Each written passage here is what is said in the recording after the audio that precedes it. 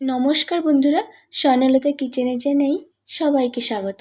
প্রায় 2 মাস পরে আবারও ফিরে এসেছি আরেকটি নতুন রেসিপি নিয়ে। আজ বানাবো ঘরে তৈরি পনির।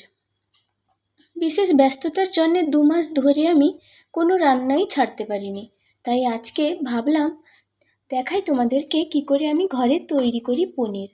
নিয়ে নিচ্ছি 3 প্যাকেট দুধ।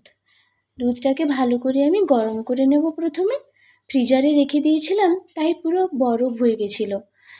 আর বরফ হয়ে গেলে দুধটাও কাটে না, সেই জন্য ফ্রিজারে রেখে দিয়েছিলাম। এখন গ্যাসটা অন করে ভালো করে দুধটাকে আমি জাল দিয়ে নিচ্ছি।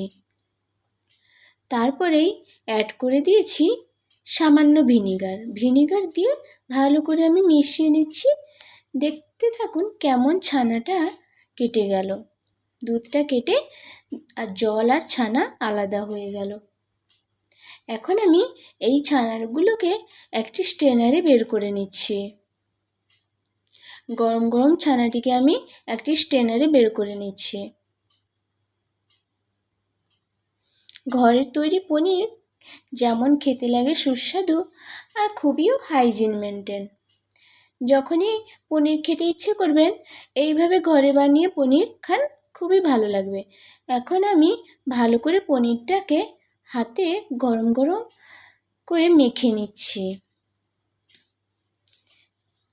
ভালো করে মাখিয়ে নিয়েছি।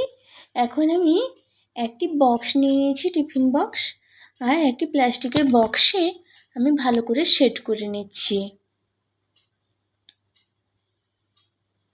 আমি এই প্রসেসে পনির বানাই। তোমরা কেমন বানাও পনির নিশ্চয়ই কমেন্ট সেকশানে জানাবেন। এখন পনিরটিকে রেডি করে নিয়েছি আর ফ্রিজে রেখে দিয়েছিলাম 2 ঘন্টার জন্যে। তারপর ফ্রিজ থেকে বের করে নিয়েছি। এখন আমি ফ্রিজ থেকে বের করে পিস পিস করে কেটে নেব। তৈরি হয়ে গেল ঘরের তৈরি করা পনির। এখন এই ঘরের তৈরি করা পনির দিয়ে যখন যা খুশি বানাতে পারেন। পনিরের পরোটা বানাতে পারেন, না হলে মটর পনির, খুবই সুন্দর লাগে। আর দেখতে থাকুন পনিরগুলো কত সুন্দর তৈরি করে নিয়েছি। আর একটি বক্সে ভরে আমি এখন ফ্রিজে রেখে দেবো। আর আজকের এই হোমমেড পনিরের রেসিপি যদি ভালো লাগে, like, comment, share and subscribe করতে ভুলবেন না। ফিরে আসবো নতুন কোনো এক রেসিপির সঙ্গে।